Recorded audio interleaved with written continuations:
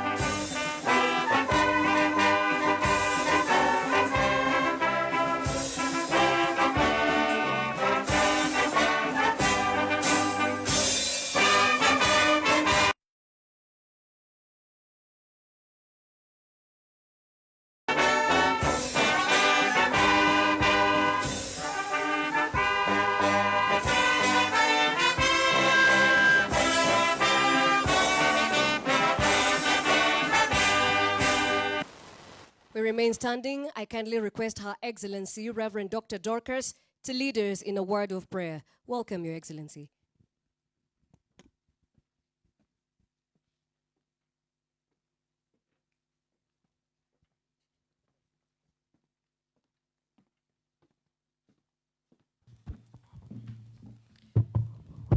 Praise the Lord.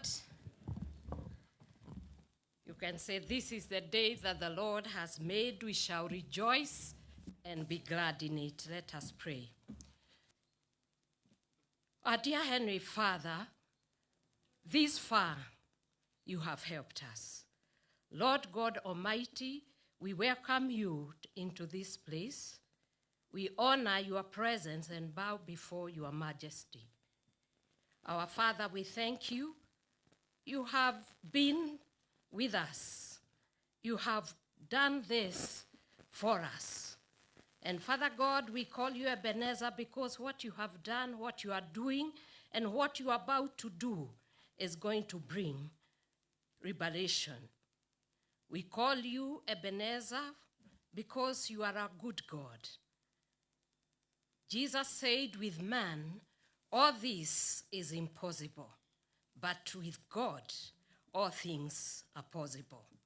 What men looked and said it was impossible, in their eyes, in their estimation, you have made it possible. Weapons were fashioned against DCP, its leader, but Father God, you destroyed all of them. Scorching tongues raised against Kenyans, but Father, again, you silenced them. In all this, we call you. You have called us more than conquerors. And that's why we are standing here, Jehovah God, to thank you. You have made His Excellency Geoffrey Rigathi Gachagua a divine instrument to refine, to redefine, and to restore the dignity of all Kenyans by listening to the voice of the people, which is the voice of God. Thank you for establishment. Thank you for the enlargement of DCP. May the address glorify your holy name. May every word and point he makes today be an outcome that will bring honor to you. In Jesus' mighty name we pray. God bless you. Thank you, Your Excellency. Your Excellencies, ladies and gentlemen, may we please kindly take our seats. Your Excellency, the Second Deputy President of the Republic of Kenya, Her Excellency, Dr. Reverend Dorcas Rigathi, our Secretary General, all members of Parliament present from the Senate as well as the National Assembly on this most important and auspicious moment as the country reflects on what has been, may I kindly request the Citizen for the Democracy Citizens Party, DCP, Secretary General, Honorable John Methu, Senator Nyandarua, to please proceed to the podium to guide us through.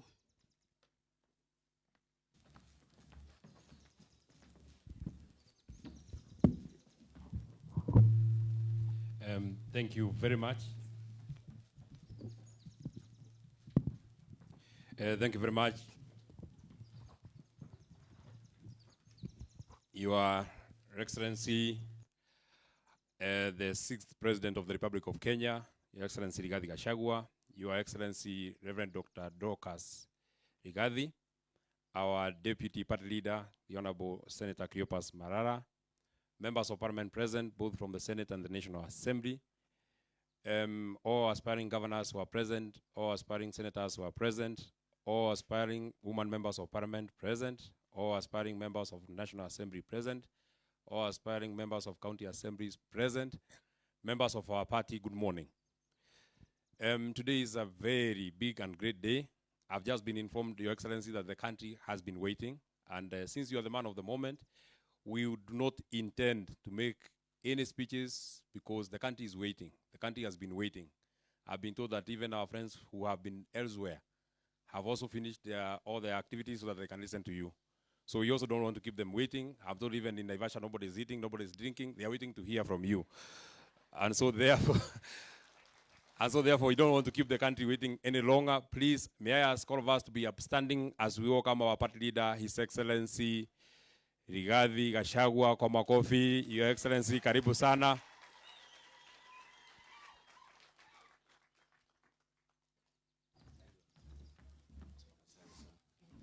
Thank you. Please be seated. Thank you very much. Today is a day 4 years ago, on 9th of August 2022, Kenyans went to the polls and elected William Ruto and I to lead this country. And at the request of the people of Kenya, they have asked me to give an accountability statement and performance of audit of William Ruto 4 years into the presidency, and that is what I intend to do. There has been attempts by the National Intelligence Service, by William Ruto's handlers, to get to know the contents of my address before I do it, and they have been unsuccessful. And I did the statement myself, and Mama Boys typed it for me. So, William Ruto and your people, unless you can get through to Mama Boys, you cannot get to know the content of what I need to say. But what I'll say is informed by input from leaders, from the people of Kenya, and you'll hear it for the first time. Fellow Kenyans, 4 years ago, the people of Kenya made a defining choice. On 9th August 2022, millions of Kenyans voted for a new administration on the strength of a bold vision known as a plan, formally presented as a bottom-up economic transformation agenda, better, for 2022 to 2027. In the spirit of Article 1 of the Constitution of Kenya, the plan was a product of 47 economic charters, input from religious forums, professional associations, and other stakeholders. The plan embodied the covenant between Kenya Kwanza and the people of Kenya collectively. It was a vision that promised to transform our economy, uplift ordinary Kenyans, and restore hope to our nation. 4 years later, today, Mr. William Ruto has betrayed the trust bestowed on him by the people of Kenya, betrayed the fruits and the foundation of our nation that have been built by previous administrations under the various development blueprints such as Vision 2030. He has eroded the democratic gains of multipartyism and swallowed political parties and the then opposition. As he once wondered as deputy president, who is government and who is opposition? He then said it was a mongrel of a government. Today, we have a mongrel of a government.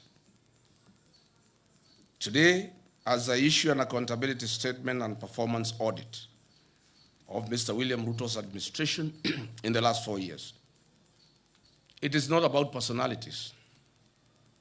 It is about evaluating promises with performance, commitments with delivery, and expectations with outcomes. Patriotic Kenyans, our Constitution recognizes the presidency as an embodiment of national unity, deriving its authority and legitimacy directly from the sovereign power of the people. For this reason, the performance of any administration must always be assessed with honesty, fairness, and fidelity to the facts. Mr. William Ruto premised his manifesto with these words, and I quote, "On August 9, 2022, you'll be called to choose between two roads. One leads to constitutional democracy, institutionalized politics, and opening the doors of opportunity to the many. The other takes us back to the imperial presidency, deeper into personalization of power, and to the inevitable and practicable end of economic apartheid that we see so often around the world. The power is in your hands," close quotes. When he was presenting this choice, little did we know that he was presenting the latter. Today, we have an imperial presidency, economic apartheid, and power under a ruthless dictator. Fellow Kenyans, Mr. William Ruto committed himself to building a secure, just, and democratic Kenya founded on the Constitution and the rule of law. He promised to professionalize the National Police Service, safeguard human rights, protect every Kenyan regardless of political affiliation, strengthen the administration of justice, and ensure the security agencies remained accountable to the Constitution. He further pledged to guarantee every Kenyan the freedoms enshrined in Chapter 4 of the Constitution of Kenya. On this commitment, Mr. William Ruto has done a complete 360-degree about turn on his covenant, and I'll proceed to summarize a schedule of injustices against Kenyans and foreigners. The Republic of Kenya is in a state of lawlessness and anarchy. In 4 years, William Ruto has achieved the unimaginable. There is total breakdown of law and order. Goons have taken over the legal mandate and the role of the National Police Service. The CS for Interior, the PS for Internal Security, who are duty-bound to secure Kenyans and their property, are the key planners and financiers of goons in the country. The rule of law has been suspended in the country. The DCI Director, Mohammed Amin, has been deployed by William Ruto to provide cover-up of extrajudicial killings and abductions in the country. I've just been told that the 2 police officers who were mentioned in the death of Dr. Victoria Mutiso, they were arrested and released on orders of Kipchumba Murkomen. They were never taken to any police station. I've just now, on my way here, been informed that the DCI has facilitated their relocation to our neighboring country, Uganda. Goons have become part of the command structure, rank and file of the National Police Service. It is now common to see goons being escorted by the police to carry out criminal acts against Kenyans. This was evident in the PCA Mweki attack, Kariobangi PCA attack, and ACK Witima Church attack. In fact, Mr. William Ruto carries out his development tours in Nairobi, accompanied by goons. Case in point, it has been witnessed repeatedly. The plan promised that no Kenyan will be evicted without following the due process of law and, where applicable, compensation. Unfortunately, over the last 4 years, Kenyans have not been spared the wrath of Mr. William Ruto's brutal regime and have been violently evicted from their homes and business premises.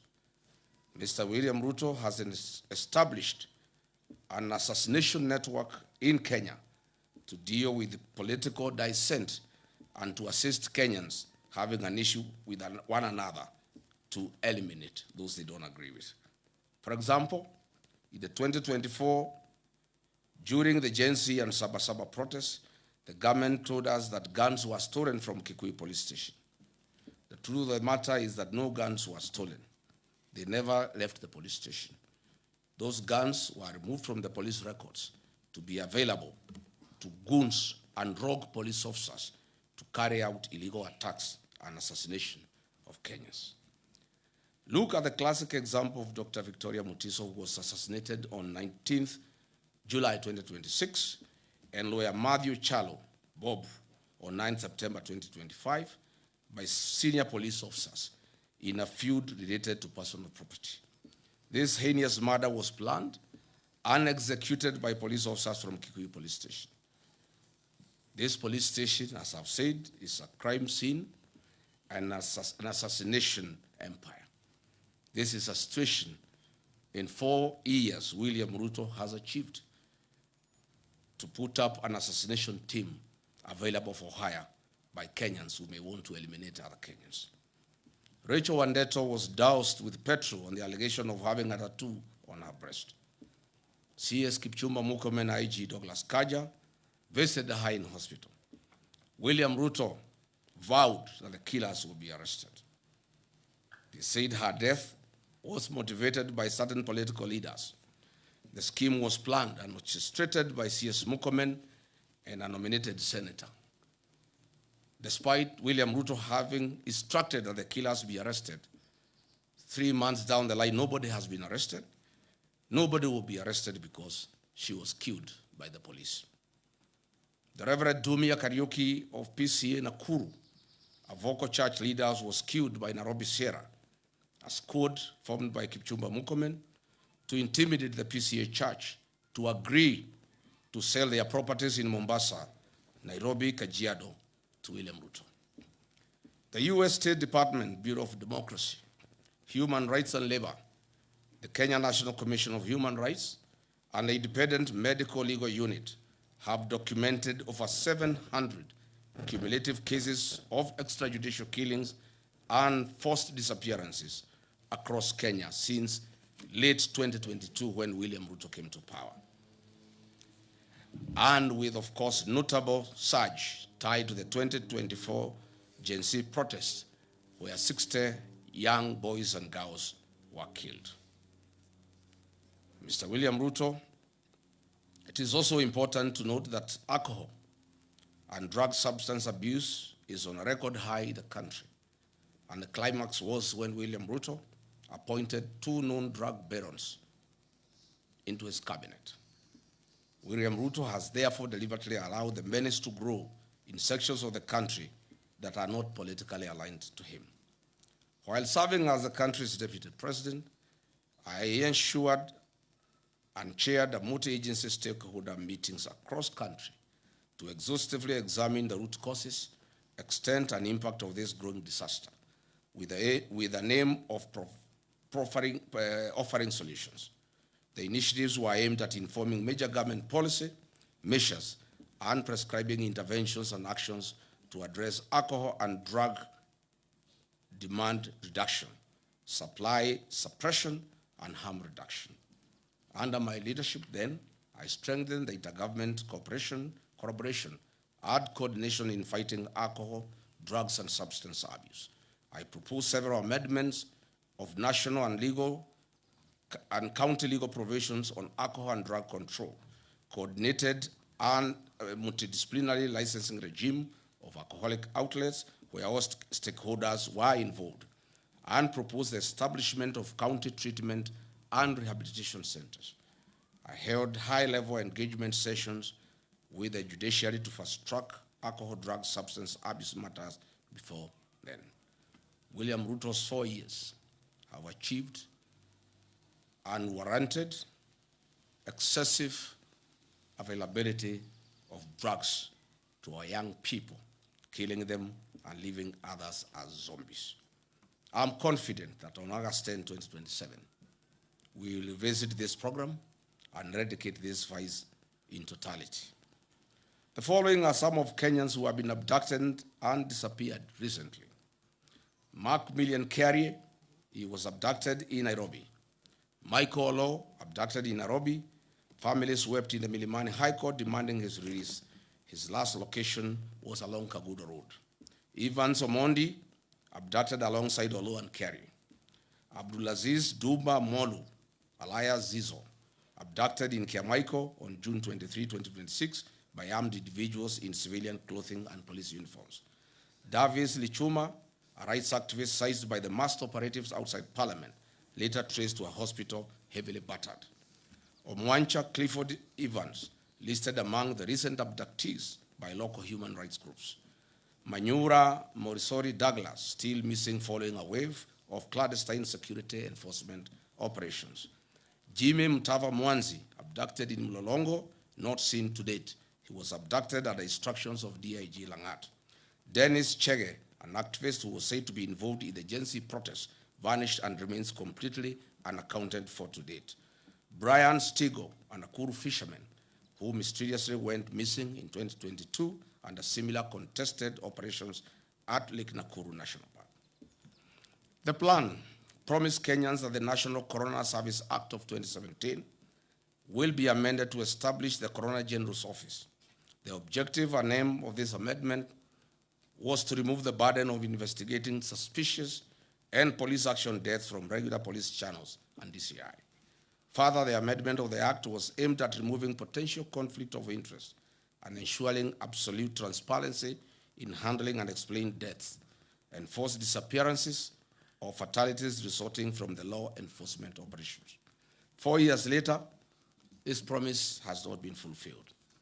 National Corona Service Amendment Bill 2026 was officially published in the Kenya Gazette on April 16, 2026, and received by the Directorate of Legal Services in July 2026.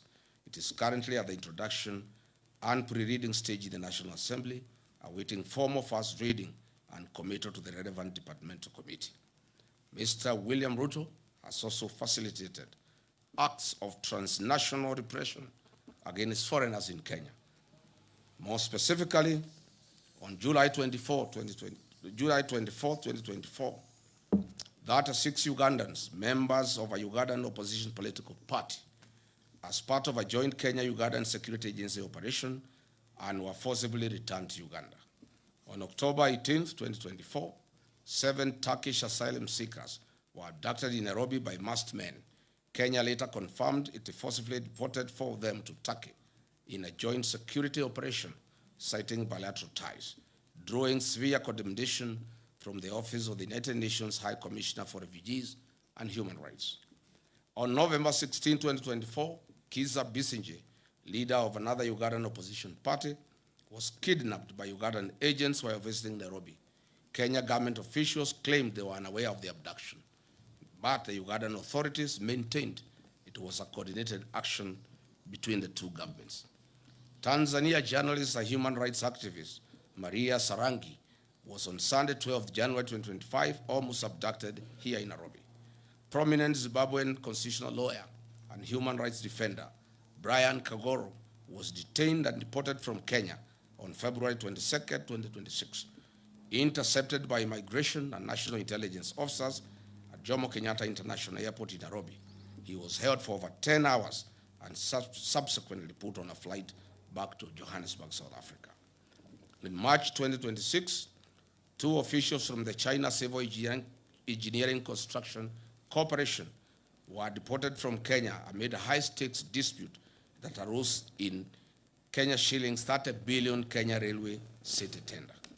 Upon seeking a statutory review of the procurement process, William Ruto and Kipchumba Murkomen deported the complainants' local agents, clearing the way for their preferred entity, China Road and Bridge Corporation, CRBC, a company that has bagged procurement tenders worth 1.2 Kenya trillion since 2022 when William Ruto came to power.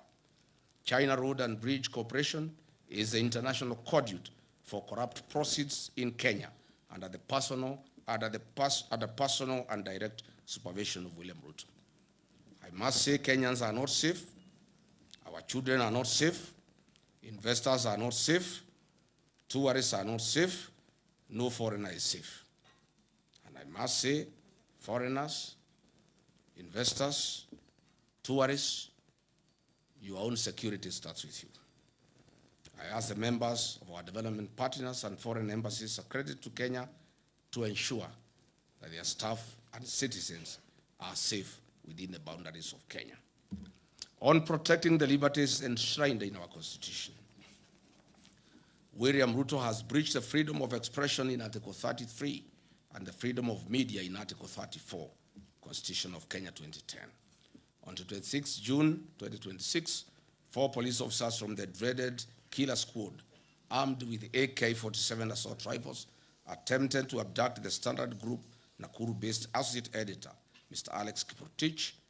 This attack is a defiance to truth and total on the freedom of media, as stipulated in Article 34 and 35 of our Constitution. In the last 4 years, several media houses, including the Nation Media Group, the Standard Media Group, Media Max Network, and several journalists were subjected to online campaign and disinformation campaign by the government of William Ruto. Reports show that 24 cases of violence towards journalists were recorded during the 2024 Gen Z protests.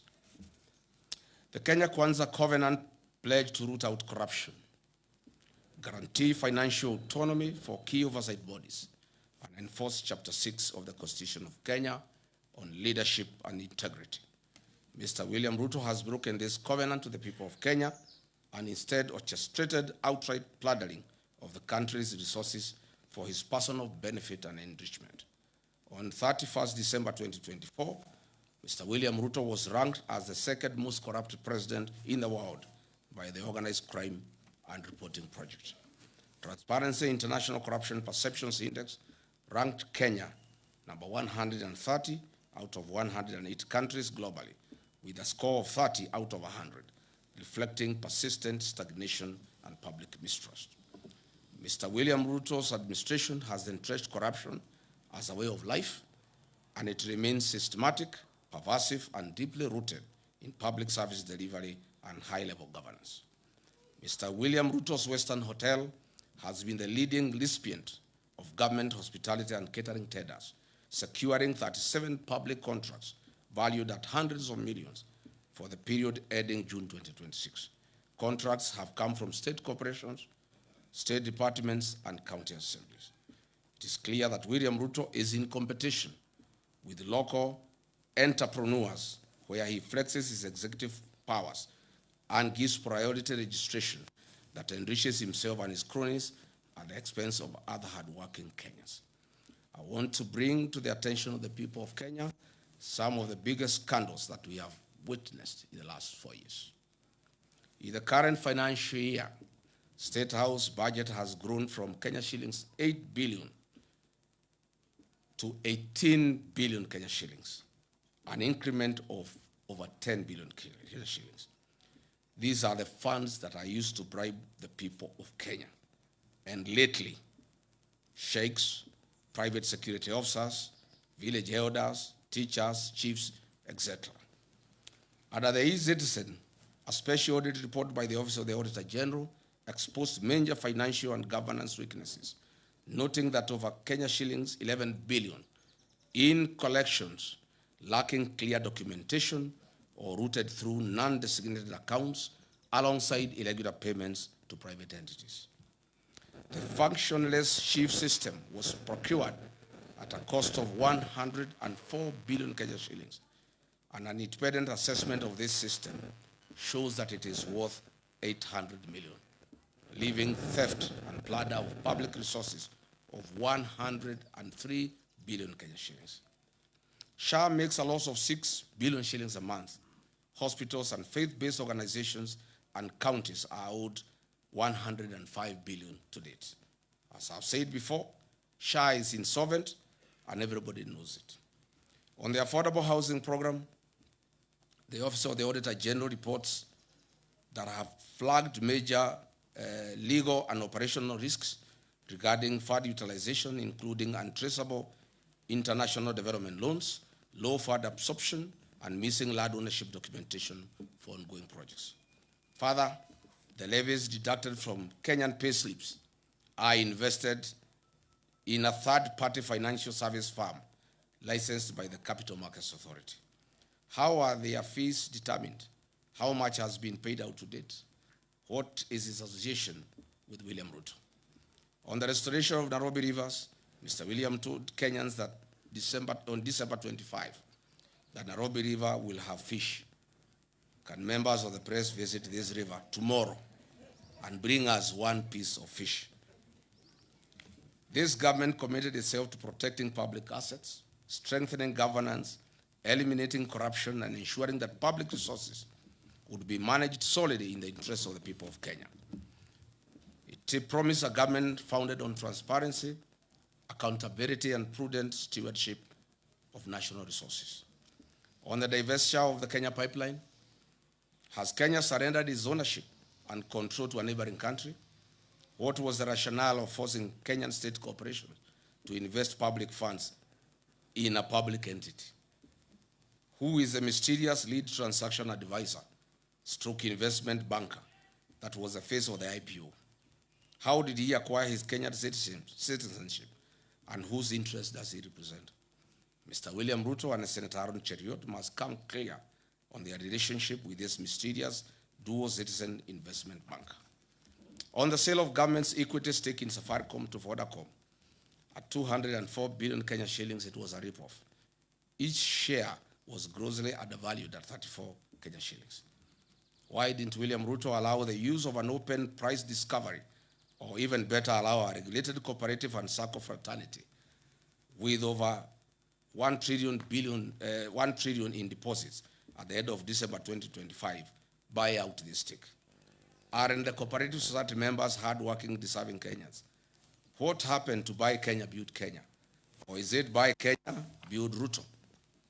Other national assets, such as the new KCC, Kenya Ports Authority, and Kenya Airways, have been strategically targeted for sale.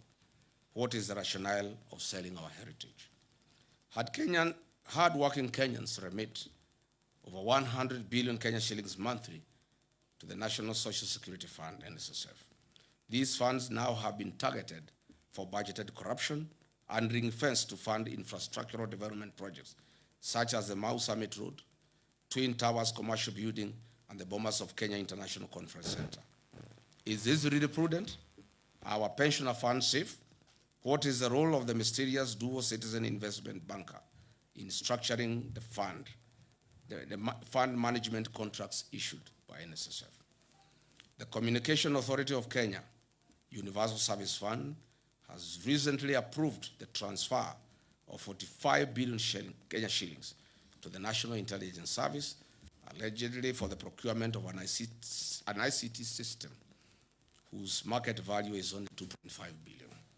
This approval was given by the then chairperson of the Communications Authority in the hope that her business loan would be repaid from the proceeds.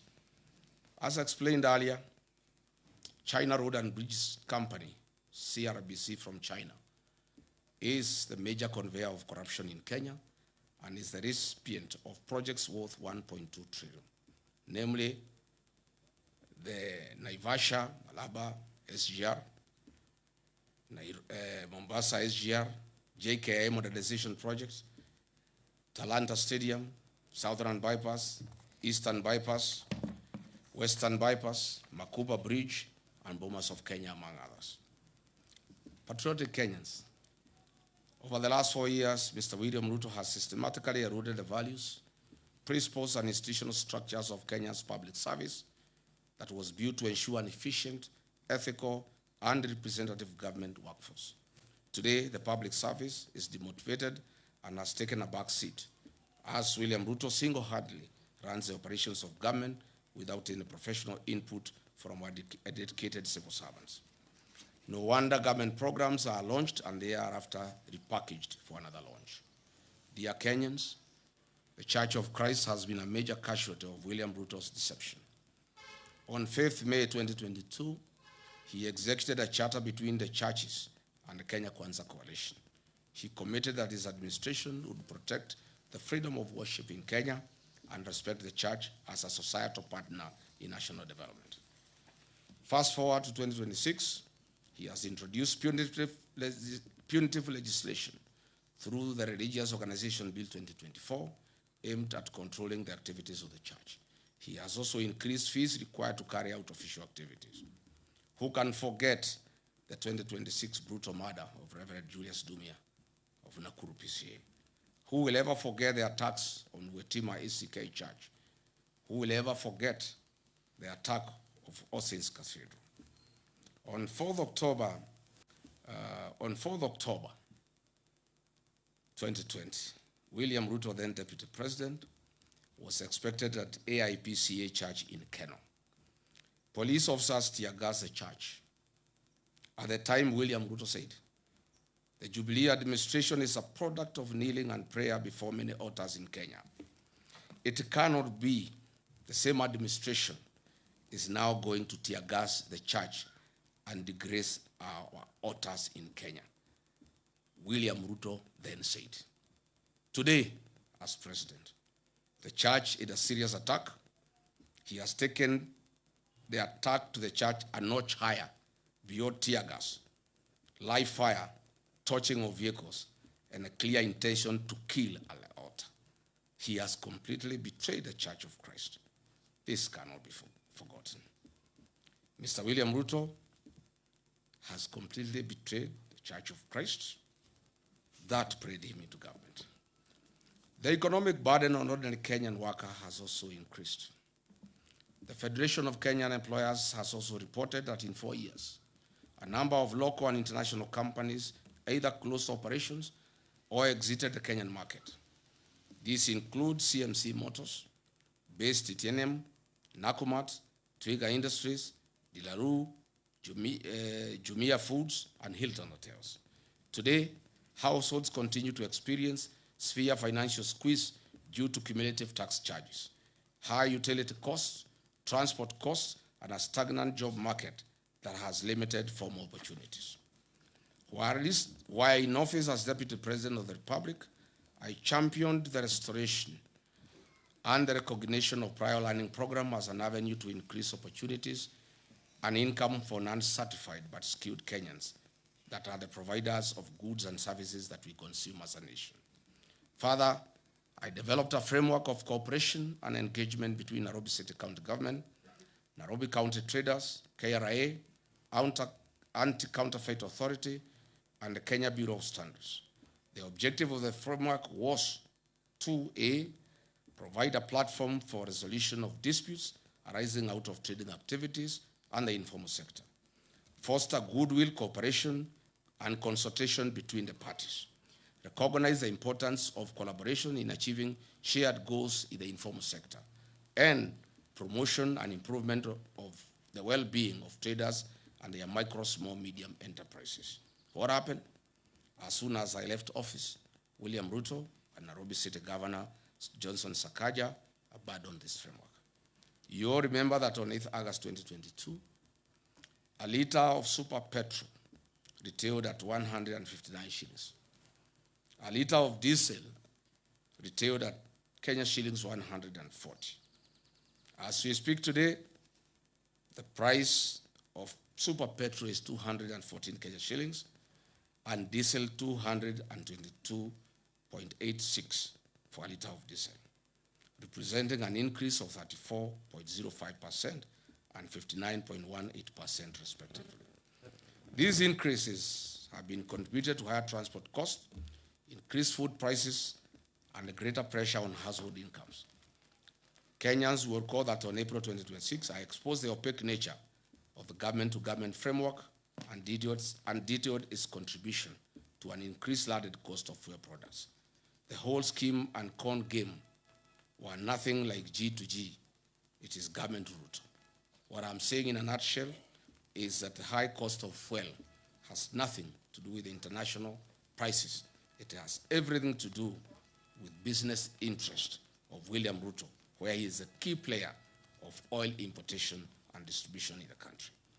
The average Kenyan worker loses between 45 and 50% of their monthly earnings that are deducted through punitive levies and taxes, leaving significantly less disposable income for their households. For example, a teacher in Wajir earning a gross salary of 50,000 in 2022 took home approximately 42,000 Kenya shillings. Today, under William Ruto, the same teacher who is making 50,000 takes home 38,000, while facing substantially higher food, fuel, transport costs, reduced school capitation, and increased challenges in accessing healthcare.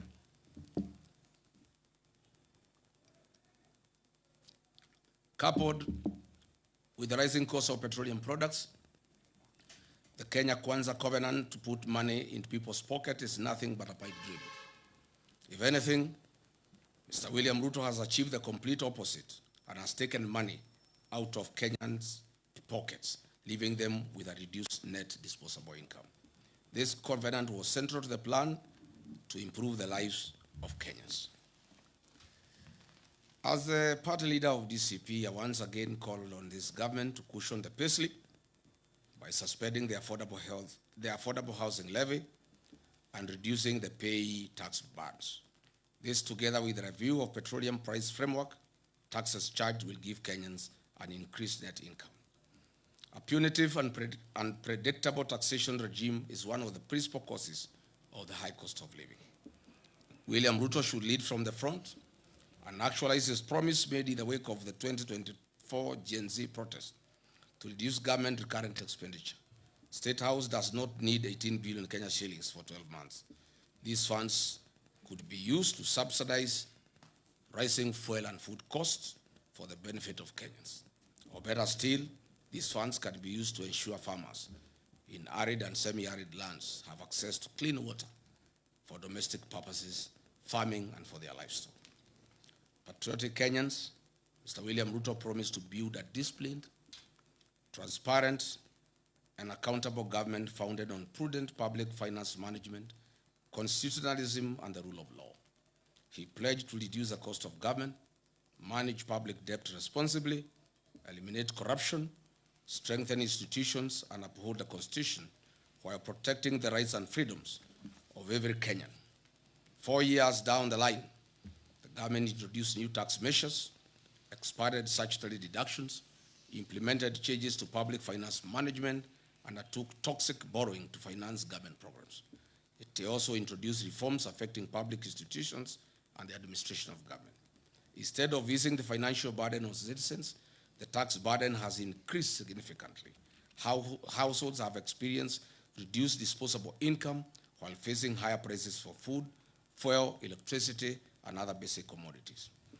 On the debt management, why is this regime in open violation of Article 211 of the Constitution of Kenya 2010 and Section 15(2)(c) of the Public Finance Management Act 2012 that strictly prohibits the financing of recurrent expenditure using debt? Looking back, we know that the Grand Coalition government borrowed an average of 200 billion shillings annually. The Jubilee government of Uhuru Kenyatta borrowed an average of 700 billion shillings annually. This regime of William Ruto borrows an average of 1.4 trillion annually with no corresponding development. Since August 2022, Kenya's debt growth has entered a dangerous pattern of continuous triple-digit or near triple-digit expansions. As we speak today, every citizen of Kenya and every child born as of this morning has a debt of Kenya shillings 221,000. This country has a debt of 13.02 trillion, up from Kenya shillings 8.6 trillion in August 2022 when William took over. Mr. William Ruto has borrowed in excess of 5 trillion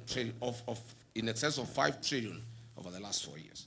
This regime on a borrowing spree borrows an average of 3.5 billion Kenya shillings daily and steals 3 billion shillings daily. Why borrow to steal?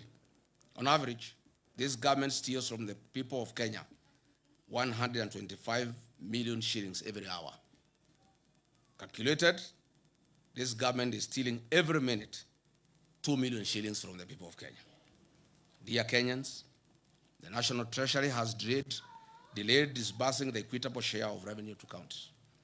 These cash flow delays have routinely stalled county operations, delayed staff salaries, and inflated pending bills to over 156 billion, despite legal mandates requiring timely monthly transfers. Misplaced priorities such as funding State House budget by 10 billion, building state lodges and airstrips has caused cash flow constraints. The strengthening, devolution, and improving the timely disbursement of funds was at the core of the Kenya Kwanza covenant with the people of Kenya. Once again, this promise has been broken. Patriotic Kenyans, ladies and gentlemen, measured against the promise to lower the cost of living, improve access to affordable credit, and strengthen small businesses, the evidence presented suggests that many Kenyans have yet to experience the relief that was promised. Mr. William Ruto made an ambitious commitment to the people of Kenya. The promise was to place young people at the center of Kenya's economic transformation and restore hope to millions of young people seeking meaningful work. The population of Kenya is 75% youthful. The African Union has long urged African countries to harness this demographic dividend by investing in young people. It is therefore fitting that we assess one of the administration's flagship commitments, expanding credit opportunities to Kenyans' youth. The Kenya Kwanza administration promised to establish a 50 billion hustler fund to provide affordable credit to mama mboga, boda operators, mkokoteni operators, and other small-scale entrepreneurs. This commitment was to ease financial constraints, promote enterprise, and improve the livelihoods of ordinary Kenyans. Mr. William Ruto established the Hustler Fund, whose head and tail cannot be traced. As it were, the financing programs intended to support micro, small, and medium enterprises. The Hustler Fund is said to have disbursed 87 billion Kenya shillings to 28 million people. What a paradox. What a lie. I am yet to hear of anyone Kenyan saying that they have expanded their business courtesy of the Hustler Fund.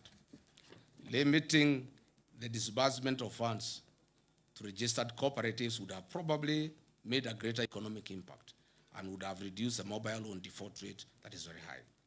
I have raised fundamental questions on the effectiveness of the Hustler Fund in meeting its stated objectives. The truth of the matter is the high rate of loan defaults and low loan disbursements, in many instances 500 shillings, are insufficient to establish or grow a sustainable business venture anywhere in the country. This is simply a lost cause and was a fraud. 4 years ago, Kenyan women were promised dignity, economic empowerment, and their welfare. 4 years later, the women continue to experience economic hardships occasioned by a high cost of living, increased medical and educational costs, and an unsustainable credit framework under the Hustler Fund and Women Enterprise Fund. The discontinuation of projects such as Linda Mama and Edu Afia have increased the cost of accessing healthcare and education services to women and their families. Mr. William Ruto has ignored Justice John Mativo's 2017 ruling and the former Chief Justice Maraga 2020 advisory to entitle a legislative framework and implement the 2/3 Jeta rule despite having a parliamentary majority. Patriotic Kenyans, the Kenya Kwanza commitment was to turn the housing challenge into an economic opportunity. They promised to build 250,000 houses every year. This was the promise. However, 4 years later, Mr. Ruto has fashioned and turned this into a conduit to steal public land and be the sole supplier of construction inputs, cement, steel, tiles, nails, and MDF panels that manufactures factories he has bought and acquired. The Affordable Housing Fund has collected over $1 billion since its inception. The State Department of Housing and Urban Development has conveniently ensured a low absorption rate of roughly 25% due to the staggered nature of construction phases and investments of proceeds in treasury bills, bonds through CDN Bank.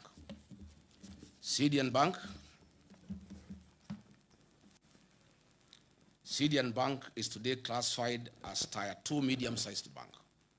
It has graduated from Tier 3 status after achieving a market share of over 1% driven by deposits mobilized from government of Kenya state corporations, Social Health Authority, Nairobi City County Government, and the Affordable Housing Fund levies.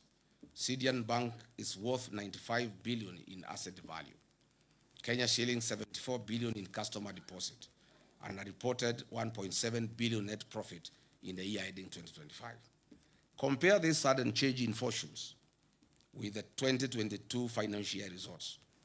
This bank had 42 billion Kenya shillings in assets, 30 billion in customer deposit, and a reported loss in the financial year ending 2022. Since William Ruto bought it, you can see the transformation. This housing scheme is nothing but a personal business that guarantees the exclusive single source offtake of steel, MDF panels, nails, iron sheets, tiles, cement by factories owned by William Ruto and his allies. The levy proceeds are the reason why CDN Bank deposits have increased tenfold for the 4 years. If it were a genuine program, why is it being forced down citizens' throat?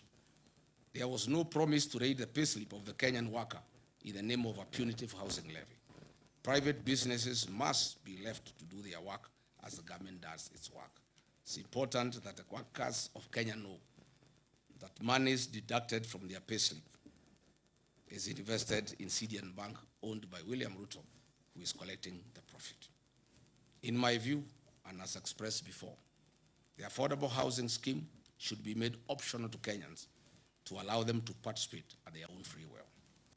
Fellow Kenyans, Mr. William Ruto had promised that within 30 days of his presidency, he would establish a quasi-judicial public inquiry to establish the extent of cronyism and state capture in the nation and make recommendations. Unfortunately, over the last 4 years, Mr. William Ruto himself has captured the state. He has focused on centralizing control of independent constitutional commissions, state entities, public sector procurement, and unwarranted sale of strategic national assets. All these measures are aimed at achieving the sole objective of enriching William Ruto at the expense of 55 million Kenyans. It should be noted that William Ruto has achieved the milestone of being certified as a US dollars billionaire in a record 4-year courtesy of looting Kenyan public coffers. Mr. William Ruto's 4 years in office has accomplished a mission of driving Kenyan entrepreneurs out of business. Contractors are out of business. Traders are out of business. William Ruto has captured all businesses and he is in competition with the Kenyans that he leads. He has used his office to flex muscles on traders. Where he has not pushed, his cordial CRBC has come in. Mr. William Ruto has investments in virtually every sector of Kenya's economy, namely banking and finance through CDN Bank, investment banking through Rock Investment Bank, a CMA license issued in 2026, and is a fund manager of NSSF and PSSF pension funds, insurance through Amaco, capital markets through ZD Platform, hospitality through Weston Hotel and Leeds Caraton in the Mara, cement through the various companies that he bought, including Baburi and East African Portland Cement, betting through SportsPesa, Sportbet and Betika, aviation through Kwale Island Development, healthcare through Nairobi West Hospital, telecommunication through East African Device Assembly Limited, oil and energy through Gulf Energy and oil marketing companies, energy gas through Taifa Gas, construction, farming, currency security, he has recently bought Daru, Transport, he has even gone into the matatu business. He now has over 100 matatus in Nairobi. Agriculture, poultry, minerals, gold prospecting in Aboseli, Logorian, Transmara, DRC, including in Darfur. Literally, all business people in Kenya have been driven out of business by William Ruto. The Parliament of Kenya has failed in its legislative oversight and representative role. Its members, except the few who hang around with me, are on record boasting how they are paid for everything that they pass in Parliament. I must remind all parliamentarians that they are accomplices to criminal acts. Under the archaic leadership of the UDA with winger Moses Wetangula, the National Assembly is one of the major causes of the suffering of Kenyans by passing bad laws like the Finance Bill 2024, whose provisions were later sneaked through amendments and omnibus legislation. Mr. Williams Ruto's attempt over the last 4 years to undermine the office of the Auditor General has been frantic and uncalled for. He now wants the Auditor General arrested for resisting theft of public funds. The people of Kenya will not allow it. Mr. William Ruto has made IPOA non-functional in the last 4 years. An attempt was made through a Gazette notice to put it under the Ministry of Interior so that they can cover all the crimes against Kenyans and the police. Fortunately, our court stopped this covert mission. Historically, IBC has been an institution under low public trust. It is in the public domain that IBC, as currently constituted, enjoys low public trust among Kenyans. The threat by the chairman Ethocon to suspend or allow by-elections if there is violence is a clear indication that he is under manipulation by William Ruto. The Central Bank of Kenya is one of the most critical government institutions we have. However, through the National Assembly, the CBK Act was amended recently to allow the purchase of gold and other precious metals. This is gold bag season 2 loading. Kenyans should be alarmed that CBK has not received currency supplies from Germany for 4 months after it became apparent that the government wanted money diverted to Mombasa and the German suppliers were reluctant. We have also noted the recent changes in the ownership of Delaru, Kenya, and Kenyans are keenly watching the space to establish whether they want to print currency for bribing voters in the forthcoming general election. Allow me to give 2 practical examples of how William Ruto has captured institutions. I'll use IPOA and KWS as examples. At IPOA, we have over 1,000 cases of police excesses that have been reported over the last 4 years by the people of Kenya. Only about 10 cases have found their way to court. Mr. William Ruto has deliberately slowed down the activities of IPOA. Some few days ago, the Aboseli National Ecosystem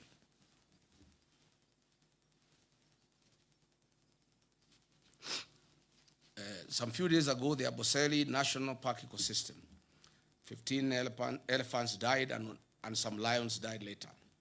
We were cheated that they were died through suspected cyanide poisoning from pesticides. Tell the Kenyans the truth, Mr. William Ruto. Doing cyanide lynching to extract good prospects. And this warning goes to the people of Ikolomani in Kakamega, where Mr. William Ruto is eyeing your gold deposits. Be very careful. Again, the CS for Health issued Gazette notice number 11492 on 30th July 2026 on the mandatory inbound travel health insurance for tourists traveling to Kenya to have travel insurance in Kenya. We know the reason. This is because goons are after tourists in the country, and now they want to force an insurance policy down their throats. To demonstrate what professionals in this government feel and go through, allow me to quote Professor Njogona Ndungu, the former National Treasury Cabinet Secretary, during a development forum in Sweden. And I quote, "The capacity to do the right things exists, but is overshadowed by institutional failure, where someone seeks to overrun institutions. The current president is overrunning all institutions, leading to conformity driven by fear within these institutions," close quote. What is this if not impunity of the highest order?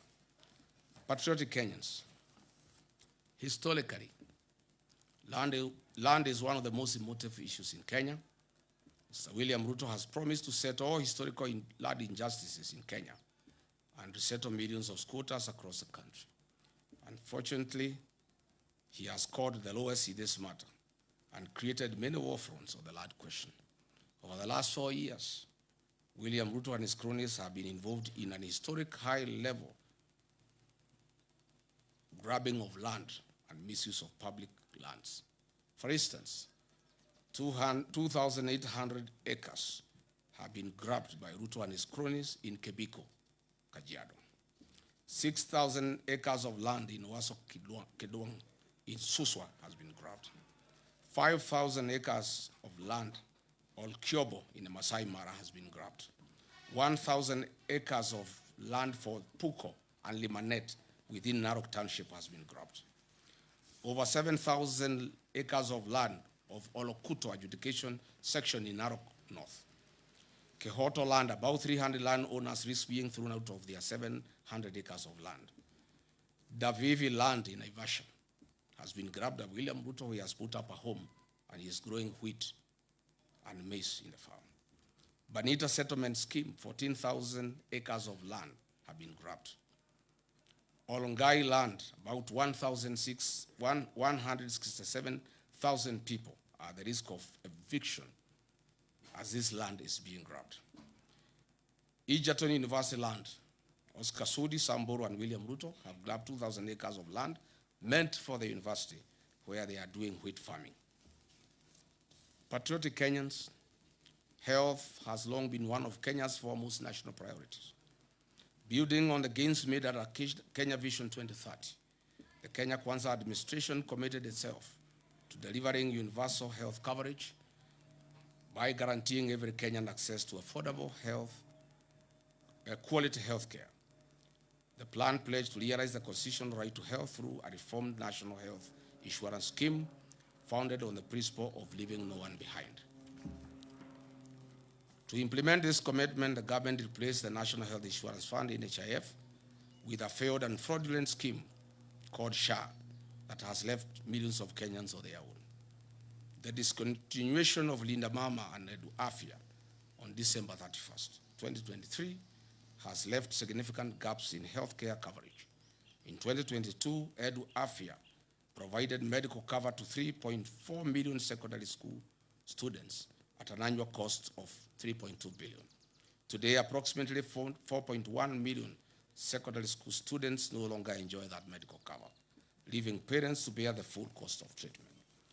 Mr. William Ruto had committed to addressing the inequities in Kenya's education system so as to level the playing field for all children irrespective of their background. He further committed to equitable universal basic education defined as 12 years of schooling. He further committed himself to protecting and strengthening the gains made under free primary education and free day secondary education while ensuring that every Kenyan child had access to quality, affordable, and equitable education. He also pledged to strengthen higher education financing and invest in the nation's human capital. The William Ruto government inherited landmark education reforms introduced by previous administrations. Free primary education launched in 2003, free day secondary education introduced in 2018 that had significantly expanded access to education for millions of Kenyan children. The commitment was not only to preserve these gains, but to build upon them by ensuring adequate capitation, sustainable financing, and improved access to quality education for all. In the words of the third president of the Republic of Kenya, the best president we have ever had, Mzee Mwai Kibaki, and he said, and I quote, "Education is the ultimate means of ensuring an equitable society. Equitable education ensures that every child has a chance to fulfill their potential and rise to the highest level of accomplishment," close quote. 4 years later, the government has caused irreparable instability and confusion in the educational sector. The gains made by the previous administration under free primary education and free day secondary education have been eroded to dust. Secondary school parents now shoulder substantially higher education costs, while the level of government capitation has failed to keep pace with inflation and rising operation costs.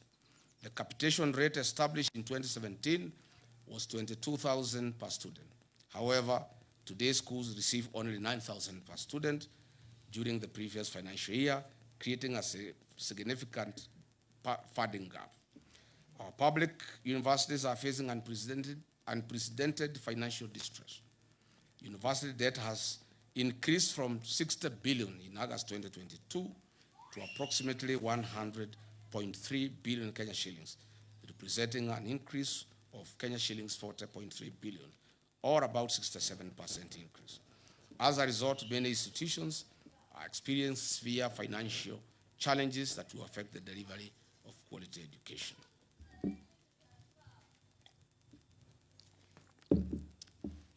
Further, we have had two university financing models in 2 years. Measured against the commitment to strengthen education, protect free basic education, and improve access to higher education, the evidence presented suggests that the sector has experienced significant setbacks, placing greater financial pressure on families and creating uncertainty for learners and institutions alike. Ladies and gentlemen, Mr. William Ruto pledged to invest 250 billion Kenya shillings into the agricultural sector to shift the country from food security to surplus production.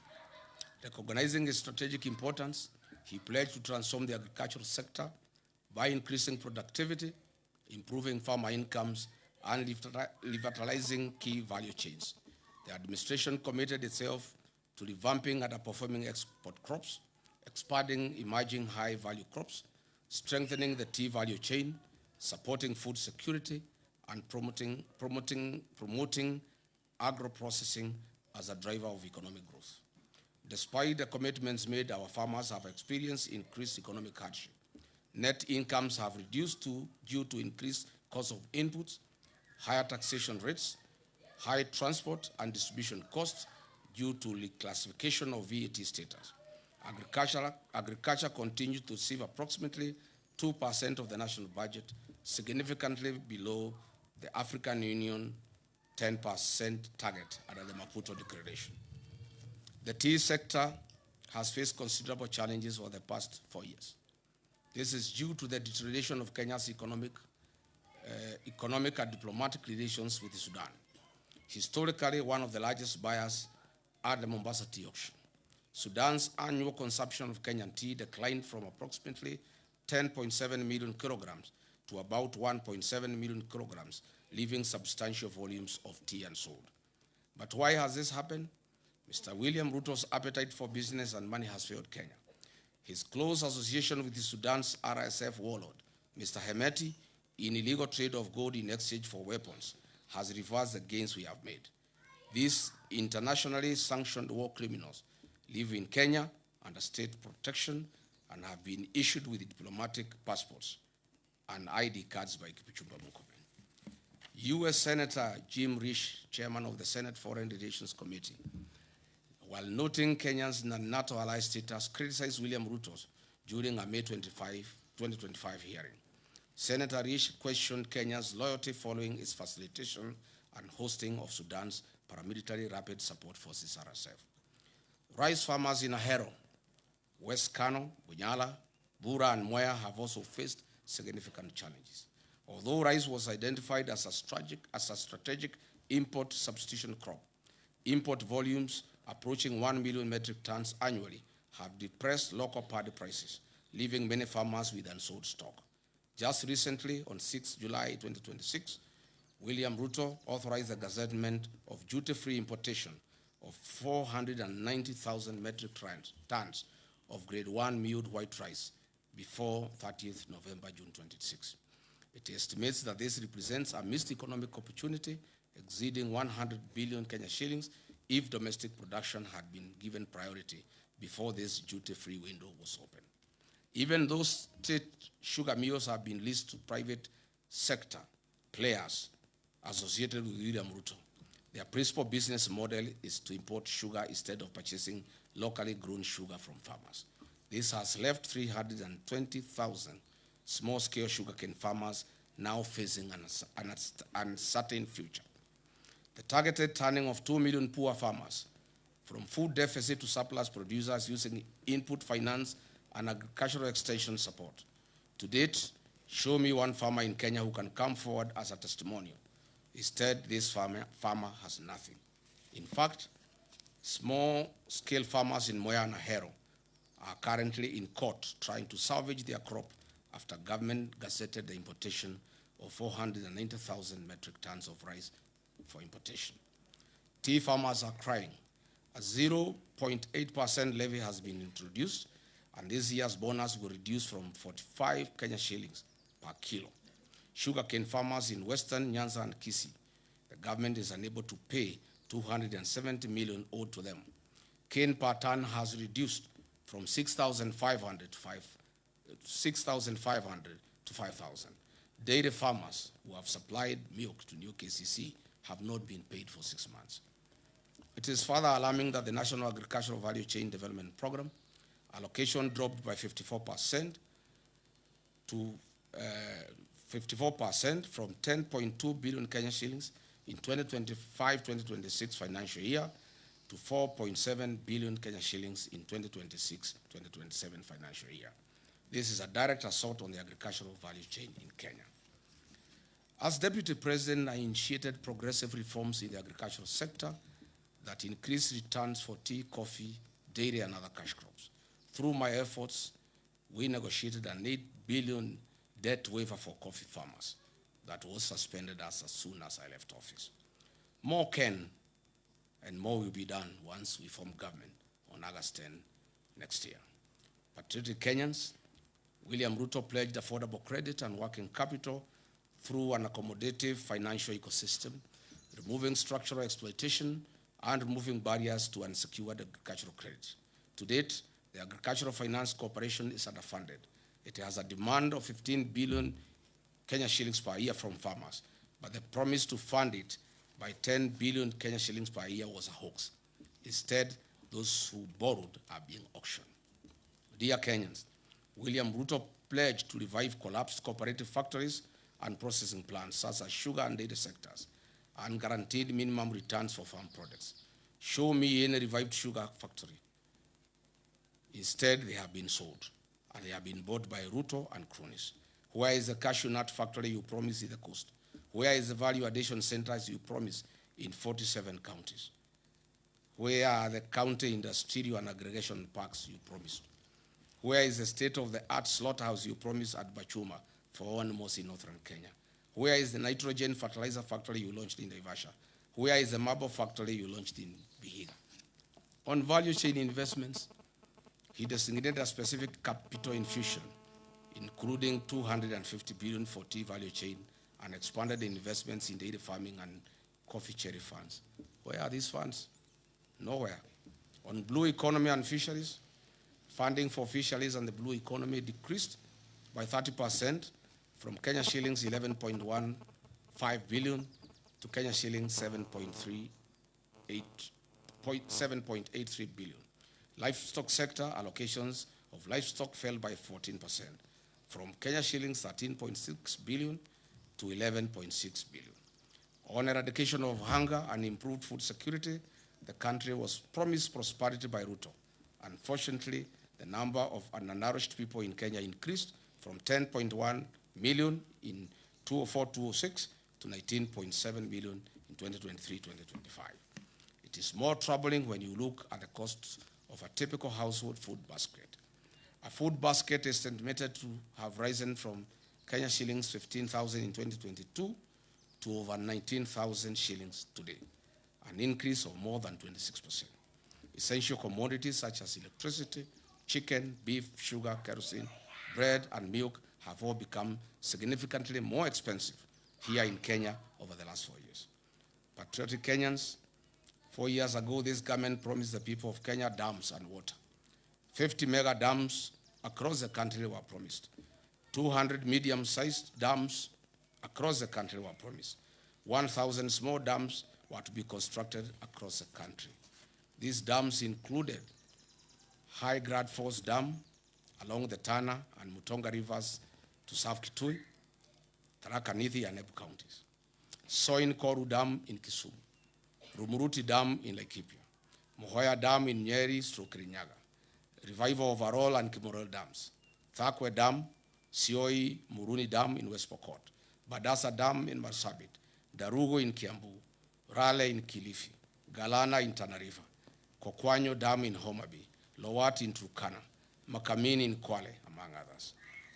Unfortunately, all we see, no dam. All we see is our president visiting other countries like Ethiopia to witness the launching of their dams. Where are these dams, Mr. William Ruto, in 4 years? On matters of environment, this administration had committed to grow 15 billion trees by the year 2032. What we are witnessing is the lifting of the logging ban and the systematic logging in national forests under the cover of the Kenya Forest Service. Numerous court cases have been filed by international conservation groups Greenbelt and the Law Society of Kenya against the government's attempt to develop build infrastructure in protected natural habitats. Talanta Stadium and Bomas Conference Center Link Road that will see over 100 acres of forest destroyed.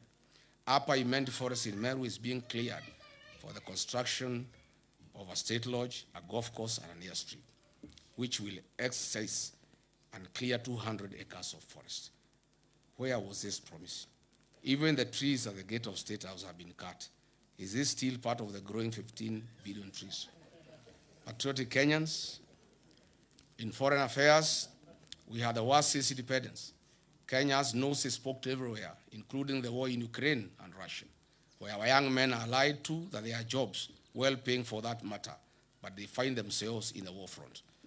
Reports indicate that we have lost 19 Kenyans, including Clinton Nyapara, Dennis Bagaka, Erastus Mundia, Simeon Wahome, Eric Mwangi, Ronald Kibet, Shadrach Wafula, Othiabo Martin, Ibrahim Yahaya, among others. Several other Kenyans in their hundreds remain unaccounted for, and hundreds of others are still active in the war zone.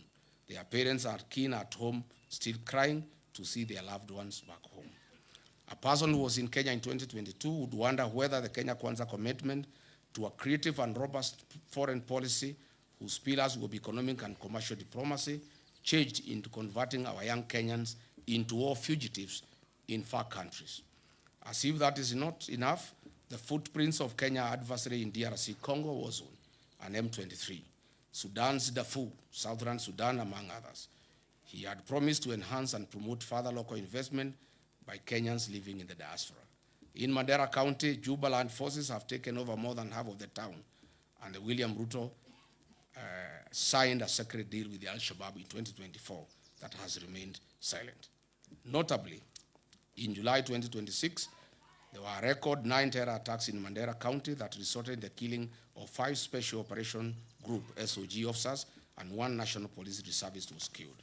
The foreign policy has been transformed into a tool to achieve personal gains at the interests of the people of Kenya. Fellow Kenyans, now let us move in and ask Mr. William Ruto the hard questions he deserves.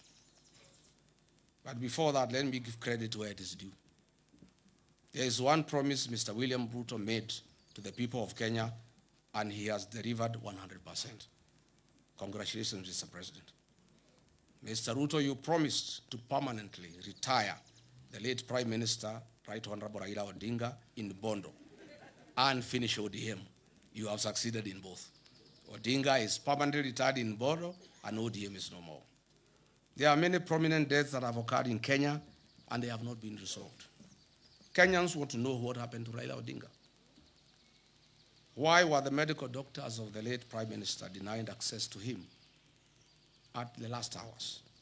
Why did he have doctors from Nairobi West Hospital, a hospital closely associated with William Ruto, than his own doctors? Why were the instructions of Raila's doctor ignored that Raila shouldn't travel? Raila Odinga was a respecter of rural traditions and customs.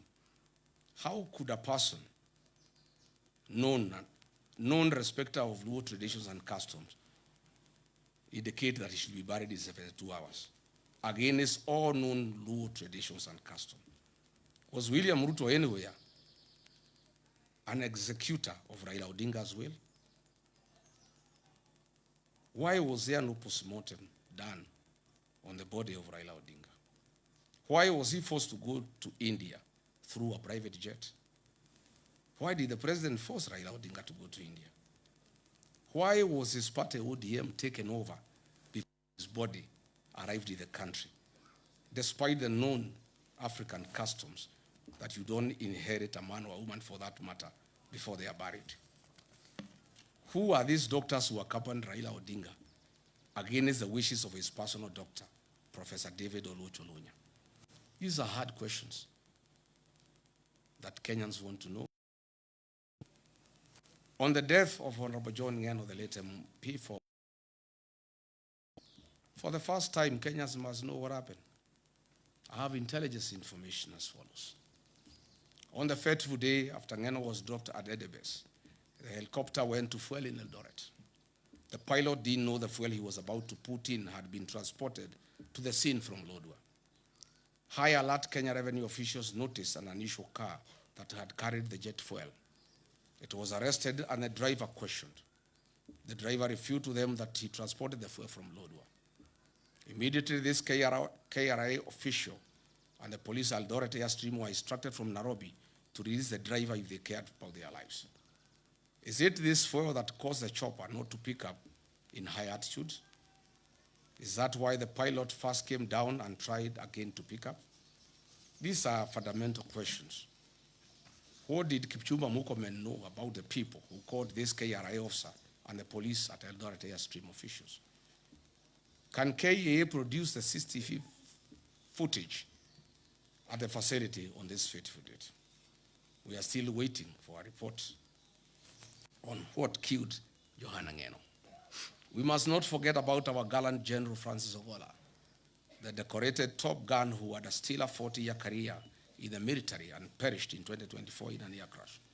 Unfortunately, to date, Mr. William Ruto, the Commander-in-Chief, has failed to release the aircraft accident investigation report to the country.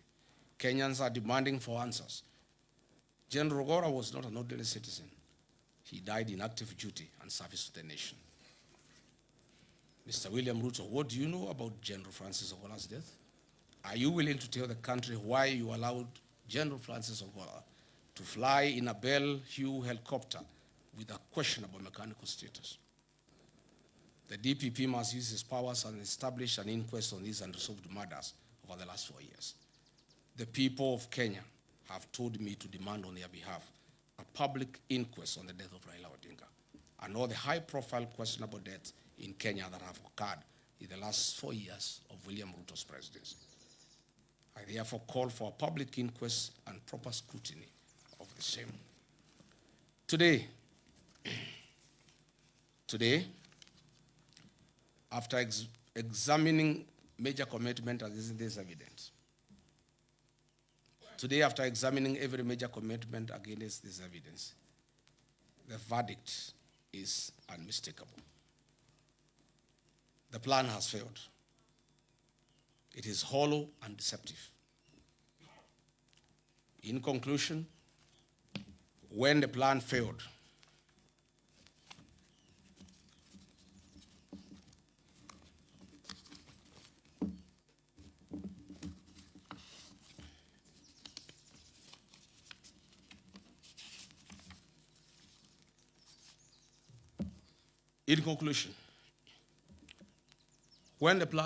Kenyans were told that the answer lay in Article. It too has failed to deliver the hope, unity, and reforms that were promised. Thereafter came the 10-point agenda, presented as a renewed roadmap to rescue the country. It has equally failed to change the trajectory of our nation. In failing the plan, the administration has failed to keep Kenya on the development path envisioned under Kenya Vision 2030. The question before the people of Kenya is therefore simple. If the author of the plan could not deliver the plan, if NADCO has failed to provide solutions, if the 10-point agenda has failed to change the country's direction, what reason do Kenyans have to expect a different outcome after 2027? You have all heard William Ruto constantly accusing the opposition of having no plan. I ask Kenyans instead to look at his track record. He came up with a bottom-up economic plan. As we have seen, it has failed. He came up with an article. He has failed to deliver. He came up with a 10-point agenda. He has failed to deliver. He came up with a Singapore. It has failed. And now, before he has honored a single promise and his commitments, he is now asking us to believe and trust him to come up with another plan. Vision 2060, or the way he is calling, beyond Vision 2030. Plan after plan, promise after promise, each one designed to distract from the fact that there has been no implementation of the last. From bottom up to Singapore, to Vision 2060 or beyond Vision 2030, William Ruto has mastered the language of plans. Whenever he is asked to account for what he has actually done, because he has no answer, he simply points to the next horizon. The harsh truth is he does not have the capacity to deliver. You cannot fail today and ask us to trust you tomorrow for some distant, far future engagement. Based on your performance, Kenyans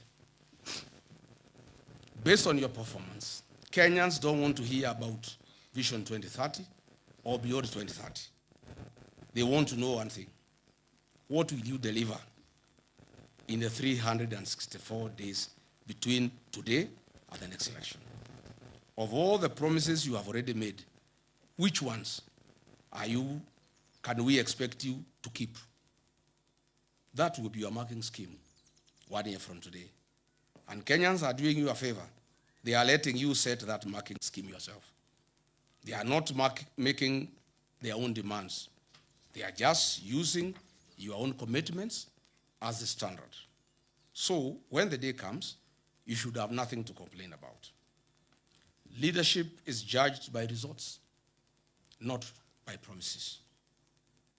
Governments earn another term through performance, not through visions and persuasion. That is why millions of Kenyans are saying one term. One term is not a slogan of anger. It is a verdict on performance. It is a democratic conclusion that one term has been enough because the promises made have not been kept. Exactly 1 year from today, on 10th August 2027, we shall go to the polls as a nation. Let us choose accountability over excuses, delivery over promises, and leadership that honors its covenant with the people.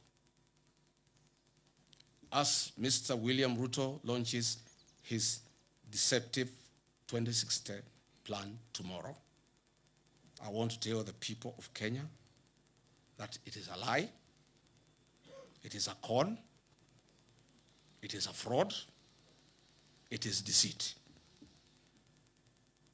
I urge all Kenyans from across the country to join in the liberation struggle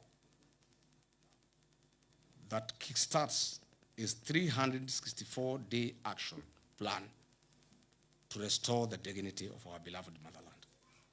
As William Ruto launches his lie and deception tomorrow, I lead the people of Kenya in launching today a 364-day action plan to restore the dignity of our beloved motherland, Kenya.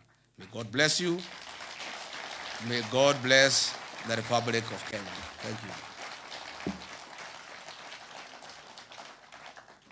you. Asanteni sana. Thank you. Ladies and gentlemen, His Excellency the Second Deputy President, State of the Nation Address. Jamani, makofi tunapoendelea kuzingatia maendeleo katika nchi yetu, kuendeleza uongozi wa ukweli na uongozi ambao umeajibika. Studio, tukiwa hivyo tutasalia kusimama, tucheze wimbo wa taifa. Basi baada ya hapo tutaweza kuondoka. Studio.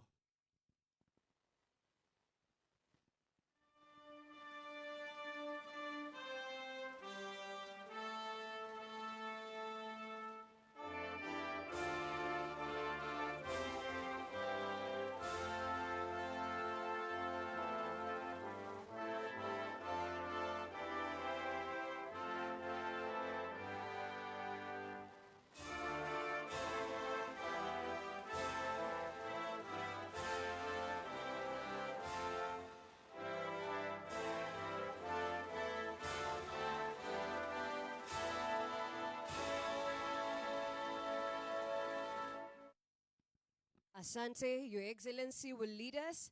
Sote tutasalia kusimama, kisha baadaye tunaweza ondoka kwa hiari.